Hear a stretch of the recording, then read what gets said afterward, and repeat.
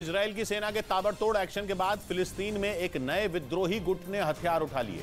आरोप है कि इजराइल की सेना वेस्ट बैंक के कई इलाकों में आम लोगों को निशाना बना रही है, जिसके खिलाफ वेस्ट बैंक के ही एक इलाके में रहने वाले कुछ युवाओं ने एक नया गैंग बना लिया। उन्होंने इजराइल का मुकाबला करने के लिए हथियार भी उठा लिए। यानी इजराइल के खिलाफ फिलिस्तीन में हमास के बाद एक और विद्रोही गुट तैयार हो गया। आरोप है कि इजराइल की सेना इस साल वेस्ट बैंक में 60 से ज्यादा लोगों को मार चुकी है। इसी वजह से इन युवाओं ने गुट बनाने की ठान ली। यही नहीं, हाल ही में वेस्ट बैंक में भड़की हिंसा ने उनके बदले की आग में घी डालने का काम किया।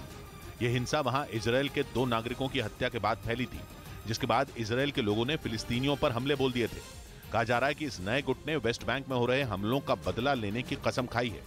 इधर जम्मू कश्मीर के बारामूला के सोपोर इलाके में एनआईए ने आतंकी बासित अहमद की संपत्ति को जब्त कर लिया, जिसका संबंध आतंकी संगठन हिजबुल मुजाहिदीन से है। 2015 में सोपोर में पुलिस पर हुए हमले के आरोपी बासित को हाल ही में गृह मंत्रालय ने यूएपीए के तहत आतंकी घोषित किया है, जिसके बाद एनआईए ने उसकी प्रॉपर्टी पर कार्रवाई की।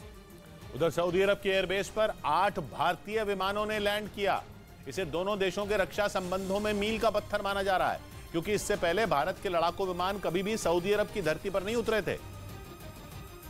और ये पहली बार है जब 26 फरवरी को एक साथ भारतीय वायुसेना के 8 विमान सऊदी अरब के एक एयरबेस पर उतरे, जहां उन विमानों में ईंधन भरा गया और उनकी जांच की गई। इस घटना को भारत और सऊदी अरब के संबंधों में ऐतिहासिक क्षण माना जा रहा है, क्योंकि सऊदी अरब रक्षा जरूरतों के लिए पाकिस्तान पर निर्भर है और इसी वजह से सऊदी अरब ने रक्षा क्षेत्र में भारत से अब तक दूरी बना रखी थी। लेकिन अब उसने भारतीय विमानों को अपनी जमीन पर उतरने की इजाजत देकर पाकिस्तान को बड़ा झटका दे दिया है, जिससे पाकिस्तान का चिढ़ना तय है। उसे इस बात का डर है कि कहीं सऊदी अरब अपनी रक्षा जरूरतों के लिए उसका साथ छोड़कर भारत का हाथ न थाम ले।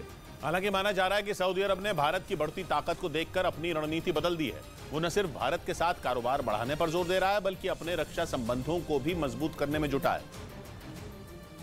और माना जा रहा है कि इसी वजह से सऊदी अरब ने अपनी जमीन पर भारतीय विमानों को उतरने की इजाजत दी। जिन भारतीय विमानों ने सऊदी अरब के एयरफोर्स बेस पर लैंड किया, उनमें 5 मिराज 2000 लड़ाकू विमान, 2 C-17 मालवाहक विमान और 1 IL-78 टैंकर शामिल था। इन विमानों में 145 जवान भी मौजूद थे, जो पूरी रात सऊदी अरब के बेस पर रुके। इस ऐतिहासिक मौके पर सऊदी अरब में भारतीय राजदूत डॉक्टर सुहेल एजाज खान ने एयरफोर्स के जवानों से मुलाकात की।